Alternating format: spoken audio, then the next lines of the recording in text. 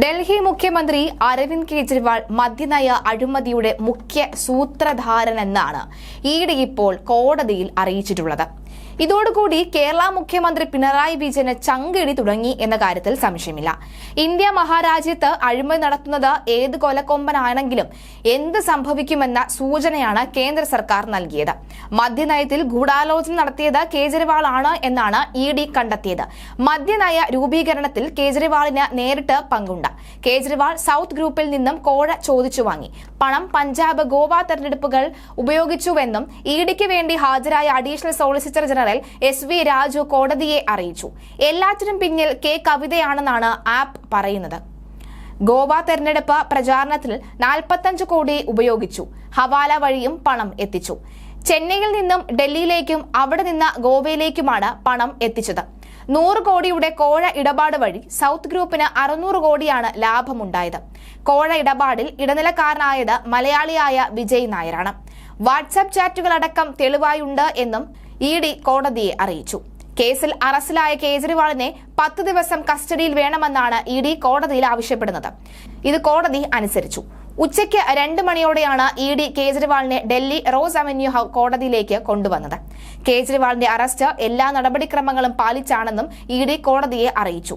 കേജ്രിവാളിനായി മനു അഭിഷേക് സിംഗ്വിയാണ് കോടതിയിൽ ഹാജരായത്. ഇപ്പോൾ കേജ്രിവാളിന് മിണ്ടാട്ടമില്ലാതായിരിക്കുകയുമാണ്. 2 മാസത്തിനുള്ളിൽ ഇന്ത്യ മുന്നണിയിലെ രണ്ടാമത്തെ മുഖ്യമന്ത്രിയാണ് അറസ്റ്റിലാകുന്നത്.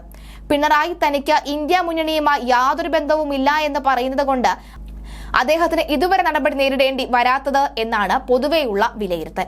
എന്നാൽ ഭാവിയിൽ അങ്ങനെ ആകില്ല എന്നാണ് പറയുന്നത്. മുഖ്യമന്ത്രിയായിരിക്കെ അഴിമതി കേസിൽ അറസ്റ്റിലാകുന്ന ആദ്യത്തെയാളാണ് കേജ്രിവാൾ. ജാർഖണ്ഡ് മുഖ്യമന്ത്രി ഹേമന്ത് സോറൻ അറസ്റ്റിന് മുമ്പ് മുഖ്യമന്ത്രി സ്ഥാനം രാജിവെച്ചിരുന്നു. 1997 കാലിത്തീറ്റ കുംഭകോണ കേസിൽ CBI കോടതി അറസ്റ്റ് വാറണ്ട് പ്രഖ്യാപിച്ചപ്പോൾ അദ്ദേഹം മുഖ്യമന്ത്രി സ്ഥാനം രാജിവെച്ചു. ഭാര്യ റാബറി ദേവിയെ മുഖ്യമന്ത്രിയാക്കിയ ശേഷമാണ് ലാലു പ്രസാദ് കോടതിയിൽ കീഴടങ്ങിയത്. 2011 BS യെദ്യൂരപ്പ കർണാടക മുഖ്യമന്ത്രി സ്ഥാനം രാജിവെച്ച 2.5 മാസത്തിന് ശേഷം ലോകായുക്ത കോടതിയിൽ കീഴടങ്ങി. തെരഞ്ഞെടുപ്പിന് തൊട്ടുമുൻപ് അക്കൌണ്ടുകൾ മരവിപ്പിച്ചതിലൂടെ പ്രതിപക്ഷത്തെ കേന്ദ്ര സർക്കാർ ഒതുക്കി. ഏതാനും മണിക്കൂറുകൾക്ക് ശേഷം ഇഡി കേജ്രിവാളിനെ തേടിയെത്തുകയും ചെയ്തു. തെലങ്കാന മുൻ മുഖ്യമന്ത്രി ചന്ദ്രശേഖർ റാവുവിന്റെ മകൾ കവിതയെ കഴിഞ്ഞയാഴ്ച അറസ്റ്റ് ചെയ്തിരുന്നു. അപ്പോൾ തന്നെ കേജ്രിവാളിന്റെ പേരും പറഞ്ഞു കേട്ടിരുന്നു. കേജ്രിവാൾ ഡൽഹി ഹൈക്കോടതിയിൽ ഹർജി നൽകിയതിന് പിന്നാലെയായിരുന്നു അറസ്റ്റ്. 1 മാസത്തിനകം മറുപടി നൽകാൻ ഇഡിക്ക് കോടതി നിർദ്ദേശം നൽകുകയും ചെയ്തു. എന്നാൽ ഇഡി ഇരച്ചെത്തി കേജ്രിവാളിനെ തൂക്കി. ഡൽഹിയിലെ കോൺഗ്രസ് പാർട്ടിയാണ് കേജ്രിവാളിനെതിരെ അഴിമതി ആരോപണം ഉന്നയിച്ചത്. എന്നാൽ ഇതിന് പിന്നാലെ ആം ആദ്മി പാർട്ടി ഇന്ത്യ മുന്നണിയിലെത്തിയതോടെ അവർ ആരോപണങ്ങൾ പിൻവലിച്ചു.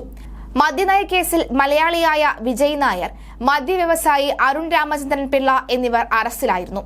BRS നേതാവ് കെ കവിതയുടെ കൂട്ടാളിയാണ് അരുൺ രാമചന്ദ്രൻ പിള്ള. അരുണിന് 30% പങ്കാളിത്തമുള്ള കമ്പനി മദ്യനയത്തിന്റെ നേട്ടങ്ങൾ കൈപ്പറ്റിയെന്നാണ് കണ്ടെത്തൽ. ടെൻഡർ നടപടികൾക്ക് ശേഷം ലൈസൻസ് നേടിയവർക്ക് സാമ്പത്തിക ഇളവുകൾ അനുവദിച്ചു എന്നാണ് മദ്യനയ കേസിലെ പ്രധാന ആരോപണം.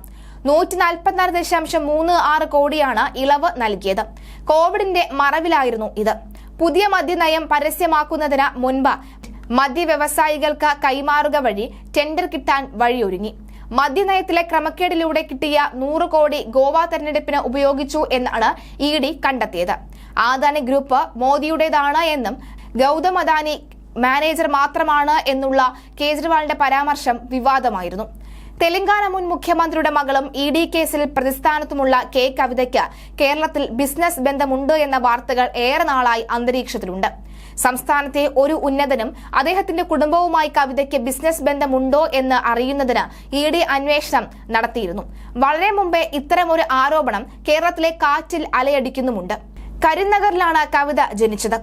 VNR Vignana Jyothi institute of engineering and ടെക്നോളജിയിൽ നിന്ന് BTech ബിരുദവും സദേൺ മിസിസിപ്പി യൂണിവേഴ്സിറ്റിയിൽ നിന്ന് മാസ്റ്റർ ഓഫ് സയൻസും പൂർത്തിയാക്കി തെലങ്കാനയിൽ പ്രവർത്തിക്കാനുള്ള അർഹതയോടെ 2006 ഇന്ത്യയിലേക്ക് മടങ്ങുന്നതിന് മുൻപ് അവർ US-ൽ സോഫ്റ്റ്വെയർ എഞ്ചിനീയറായി ജോലി ചെയ്തിരുന്നു. ബിസിനസ്സുകാരായ ദേവനപ്പള്ളി അനിൽകുമാറിനെയാണ് കവിത വിവാഹം കഴിച്ചത്. അവർക്ക് 2 ആൺമക്കളുണ്ട്, ആദിത്യയും ആര്യയും. വിവാഹശേഷം 2003 കവിത ഭർത്താവിനൊപ്പം US മാറി. 2006 പിതാവിനെ സഹായിക്കാൻ ഇന്ത്യയിൽ തിരിച്ചെത്തി. 2014 ആന്ധ്രാപ്രദേശിൽ നിന്ന് വിഭജിച്ച് തെലങ്കാന എന്ന പുതിയ സംസ്ഥാനം രൂപീകരിച്ചത് കവിതയുടെ പിതാവ് സംസ്ഥാന രൂപീകരണത്തിന് വേണ്ടി വാദിച്ച പ്രസ്ഥാനത്തിന്റെ നേതാവായിരുന്നു. 2014 മേയിൽ സംസ്ഥാന അസംബ്ലിയിലേക്കും പാർലമെന്റിലേക്കും സീറ്റുകൾ തൂത്തുവാരി. KCR തെലങ്കാനയുടെ ആദ്യ മുഖ്യമന്ത്രിയുമായി. 2006 തെലങ്കാന സംസ്ഥാന രൂപീകരണ വാഗ്ദാനത്തിൽ നിന്ന് പിന്നോട്ട് പോയത് കാരണം KCR കേന്ദ്രമന്ത്രിസഭയിൽ നിന്ന് രാജിവെച്ചതോടെയാണ് തെലങ്കാന പ്രസ്ഥാനത്തിന് പുതിയ ഉണർവ് ലഭിച്ചത്. ജനങ്ങളെ ബാധിക്കുന്ന പ്രശ്നങ്ങളെക്കുറിച്ച് നേരിട്ടറിയാൻ കവിത തെലങ്കാന മുഴുവൻ പര്യടനം നടത്തിയിട്ടുണ്ട്. ഈ യാത്ര പൊതുസമൂഹത്തെക്കുറിച്ചും തെലങ്കാനയെക്കുറിച്ചും കവിതയുടെ ധാരണയിൽ മാതൃകാപരമായ മാറ്റത്തിന് കാരണമായി.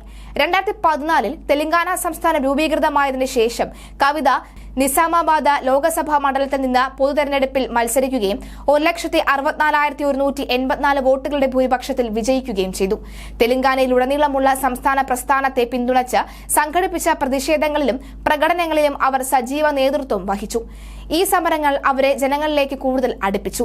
MP എന്ന നിലയിൽ പാർലമെന്റിലും പൊതുജീവിതത്തിലും കവിത ആവേശത്തോടെ തെലങ്കാനയുടെ ക്ഷേമത്തിനായി വാദിച്ചു. 2019 ഉപതെരഞ്ഞെടുപ്പിൽ നിസാമാബാദിൽ നിന്ന് MP കവിത മത്സരിച്ചു. അരവിന്ദ് ധർമ്മപുരിയോട് 70,875 വോട്ടുകൾക്കാണ് അവർ പരാജയപ്പെട്ടത്. 2020 ഒക്ടോബറിൽ നിസാമാബാദ് ലോക്കൽ അതോറിറ്റി മണ്ഡലങ്ങളിൽ നിന്ന് നിയമസഭാ കൌൺസിൽ അംഗമായി കവിത തെരഞ്ഞെടുക്കപ്പെട്ടു. അന്നത്തെ സിറ്റിംഗ് അംഗം R. ഭൂപതി റെഡ്ഡിയുടെ അയോഗ്യതയെ തുടർന്ന് നടന്ന ഉപതെരഞ്ഞെടുപ്പിലായിരുന്നു ഇത്. 2021 ഡിസംബറിൽ നടന്ന തെലങ്കാന ലെജിസ്ലേറ്റീവ് കൌൺസിലിലേക്ക് രണ്ടാം തവണയും കവിത നിസാമാബാദ് ലോക്കൽ അതോറിറ്റി മണ്ഡലത്തിൽ നിന്ന് എതിരില്ലാതെ തിരഞ്ഞെടുക്കപ്പെട്ടു. 2022 ജനുവരി 19 അവർ MLC ആയി സത്യപ്രതിജ്ഞ ചെയ്തു. വൻ ബിസിനസ് ബന്ധങ്ങളാണ് കവിതയ്ക്കുള്ളത്.